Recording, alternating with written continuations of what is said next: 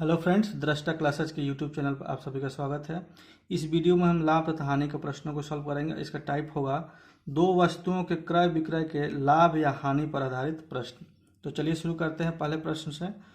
प्रश्न है कि दो समान वस्तुओं को 200 रुपया प्रत्येक की दर से बेचा जाता है, जिनमें से एक पर 10% लाभ होता है किंतु दूसरे पर 10% की हानि होती है। शुद्ध प्रतिशत हानि या लाभ ज्ञात कीजिए। इस टाइप के क्वेश्चन को सॉल्व करने के लिए एक शॉर्ट फार्मूला होता है, ठीक है। लेकिन कंडीशन होता है कि दोनों वस्तुओं का जो सेलिंग प्राइस होता है वो समान होता है। जैसे इस क्वेश्चन में दिया हुआ है कि दोनों वस्तुओं को क्या 200 रुपया प्रत्येक की दर से बेचा जाता है और एक वस्तु पर 10% का लाभ होता है और दूसरे वस्तु पर 10% की हानि होता है, ठीक है। तो इस तरह के प्रश्न को सॉल्व करने के लिए फॉर्मूला है अभीष्ट प्रतिशत जो है बराबर x plus y plus x into y बटा 100, ये फॉर्मूला होता है, ठीक है। तो यहाँ हम वैल्यू पुट कर लेंगे, ठीक है। यहाँ क्या बोल रहा है 10% के लाभ, यानी कि प्लस में होगा ये, तो क्या हो जाएगा 10। यहां बोल रहा है 10% की हानि, यानी कि क्या हो जाएगा 10 जो होगा माइनस हो जाएगा, ठीक है। ध्यान दीजिएगा आप लोग, जो प्लस में लिखा होता है उसको प्लस साइन के साथ लिखते हैं। जैसे यहाँ प्लस का साइन लिखा होगा, मैंने यहाँ पर प्लस 10 नहीं लिखा है, सिर्फ 10 लिख दिया है, क्योंकि 10 जो लिखा जाता है अपने आप में प्लस होता है, ठीक है। और यहाँ 10% की हानि, यानी कि वाई की वैल्यू क्या हो जाएगा -10 और फिर प्लस, और यहाँ 10 की वैल्यू क्या है, सॉरी x की वैल्यू क्या है 10 गुने y की वैल्यू क्या है -10 बटा 100, ठीक है। तो इसको ये तो जीरो हो जाएगा, ये हो जाएगा जीरो और ये क्या हो जाएगा, ये माइनस हो जाएगा साइन। देखिए यहाँ ये प्लस साइन में है, ये माइनस साइन में है, जब गुना होगा तो क्या हो जाएगा माइनस हो जाएगा, ठीक है। तो ये क्या हो जाएगा 100 बटा 100, ठीक है। तो ये क्या हो जाएगा -1 हो जाएगा। तो यहाँ क्या है, साइन क्या है माइनस है, तो साइन माइनस है, इसका मतलब क्या है कि हानि हुआ। यहाँ प्रतिशत है, क्योंकि यहाँ अभीष्ट प्रतिशत बोल रहा है, तो यह क्या हो गया -1% हानि। बस यही आंसर हो जाएगा। ये जो साइन दिया रहता है ना, उससे हम पहचानते हैं कि लाभ हो रहा है कि हानि हो रहा है। अगर यहाँ प्लस में साइन होता तो 1% का लाभ होता, यहाँ माइनस में साइन है इसलिए 1% की हानि होता है। जनरली इस तरह का प्रश्न होते हैं जिसमें उतना ही प्रतिशत लाभ होता है जितना प्रतिशत हानि होता है। तो हर हाल में क्या होता है, हर हाल में जो होता है हानि ही होता है। उसके लिए एक और फॉर्मूला है, देखिए ये जो हम डायरेक्ट लिख सकते थे, इतना अभीष्ट प्रतिशत बराबर क्या लिख सकते थे, x² बट्टा 100। डायरेक्ट ये फॉर्मूला भी होता है। ये तो जनरल फॉर्मूला होता है जो हर जगह इस्तेमाल होता है, लेकिन जहां उतना ही प्रतिशत लाभ होता है जितना प्रतिशत की हानि होता है, उसके लिए फॉर्मूला ये भी एक है, शॉर्ट तरीका है, ठीक है। तो x क्या है 10 है, 10 का स्क्वायर बट्टा 100, ठीक है। तो ये क्या हो जाएगा 100 बट्टा 100 यानी कि 1। तो जो 1% आता है, ये जो फॉर्मूला इस्तेमाल होता है, इस फॉर्मूला के साथ हमेशा हानि ही होता है, हमेशा जो है हानि ही होता है, ये आप लोग याद रखिएगा। तो मैंने दोनों तरीके से बता दिया, एक जनरल फार्मूला है ये सब जहां जो सब जगह इस्तेमाल होता है, और ये एक फार्मूला है जिसमें कंडीशन ये होता है कि जितना प्रतिशत का लाभ हो उतना ही प्रतिशत की हानि होता है, तब ये फार्मूला इस्तेमाल होता है। और इस फार्मूला की विशेषता क्या है कि हर हाल में जो है इसमें हानि ही होता है। अगला प्रश्न दिया हुआ है कि एक वस्तु का अंकित मूल्य क्रय मूल्य से 20% अधिक है और उसे 20% की छूट पर बेचा जाता है। इस बिक्री का शुद्ध परिणाम याद कीजिए। तो सीपी हो गया, एमपी हो गया और एसपी हो गया। सीपी का मतलब क्या है कॉस्ट प्राइस, एमपी का मतलब क्या है मार्केट प्राइस और एसपी का मतलब क्या है सेलिंग प्राइस। तो क्वेश्चन में बोल रहा है कि अंकित मूल्य यानी कि मार्केट प्राइस जो है क्रय मूल्य से 20% अधिक थे। तो मैं मान लेता हूं कि कॉस्ट प्राइस 100 है, ठीक है, मैं मान लेता हूं कि कॉस्ट प्राइस क्या है, 100 है। तो अंकित मूल्य कितना है, कॉस्ट प्राइस से 20% अधिक।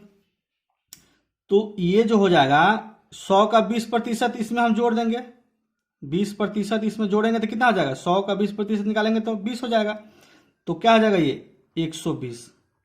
मार्केट प्राइस क्या हो गया, अब 120 हो गया। ठीक है, फिर बोल रहा है कि उसे 20% की छूट पर, यानी कि ये जो मार्केट प्राइस है 120 रुपया, इस पर 20% की छूट दिया दे रहा है, यानी कि -20% इसका निकाल लेंगे। ठीक है, तो कैसे निकालेंगे, 120 गुने, अच्छा 20% निकाल देंगे तो कितना बचेगा, 80%, यानी कि 120 का 80% निकाल लेंगे। ठीक है, तो 1 0 से 1 0 कट गया, 1 0 से 1 0 कट गया, तो ये क्या हो जाएगा, 12 8 96। तो देखिए कॉस्ट प्राइस यहाँ 100 रुपया है, अब मार्केट सेलिंग प्राइस यहाँ कितना निकल के आएगा, 96 रुपया। तो देखिए तो अंतर कितना है, कॉस्ट प्राइस 100 रुपया और सेलिंग प्राइस 96 रुपया, यानी कि 4 रुपया का कमी आ गया, यानी कि 4 रुपया का क्या हो गया, हानि हो गया। 4 रुपया क्या हो गया, हानि हो गया, इसलिए ये जो है हानि हुआ 4 रुपया का। तो हानि प्रतिशत निकाल लेंगे, तो ये क्या है, -4 बटा कॉस्ट प्राइस, हानि बटा कॉस्ट प्राइस, और गुने 100 लिखते हैं क्योंकि प्रतिशत निकालना है, तो ये 100 से कट गया, तो क्या हो जाएगा, ये 4% क्या हो जाएगा, ये निकल के आ जाएगा, यानी कि जो माइनस है ये 4% हमारा क्या हो जाएगा, हानि हो जाएगा। या इसका एक शॉर्ट तरीका भी है, वो अभिष्ट प्रतिशत निकालने वाला फॉर्मूला से निकाल सकते हैं। अभिष्ट प्रतिशत x + y + xy बटा 100। ठीक है, इस फॉर्मूला से भी आप निकाल सकते हैं। तो देखिए 20% क्या हो रहा है, बढ़ रहा है, यहाँ पर 20% बढ़ रहा है, यानी अधिक हो रहा है, तो क्या लिख देंगे 20। फिर यहाँ 20% की छूट दिया रहा है, यानी कि कमी किया जा रहा है 20%, यानी कि 20 माइनस हो जाएगा, प्लस 20 गुने -20 बटा 100। तो ये तो 0 हो जाएगा, ये दोनों 0 हो जाएगा, ये गुना हो जाएगा तो प्लस माइनस क्या हो जाएगा, -400 बटा 100, यानी कि क्या हो जाएगा, -4 हो जाएगा, -4%। तो साइन यहाँ क्या है, माइनस है, इसका मतलब क्या है कि हानि हो रहा है, बस यही आंसर हो जाएगा।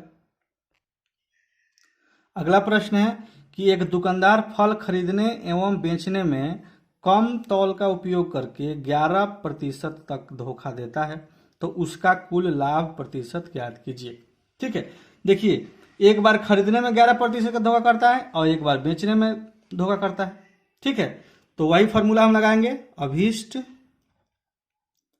प्रतिशत बराबर x + y + xy बटा 100। इसी फॉर्मूला को हम वैल्यू पुट करके इसी में वैल्यू पुट कर देंगे, तो क्या आ जाएगा, एक बार में खरीदते समय क्या 11% का धोखा कर रहा है, यानी कि 11, दोनों में वृद्धि ही हो रहा है। ठीक है, तो x का वैल्यू 11 हो गया, फिर y का वैल्यू 11 हो जाएगा, प्लस 11 गुने 11 बट्टा 100। ये फिर समझिए, खरीदने में 11% का धोखा करता है और बेचने में 11% का धोखा करता है, यानी कि ज्यादा पैसा लेता है।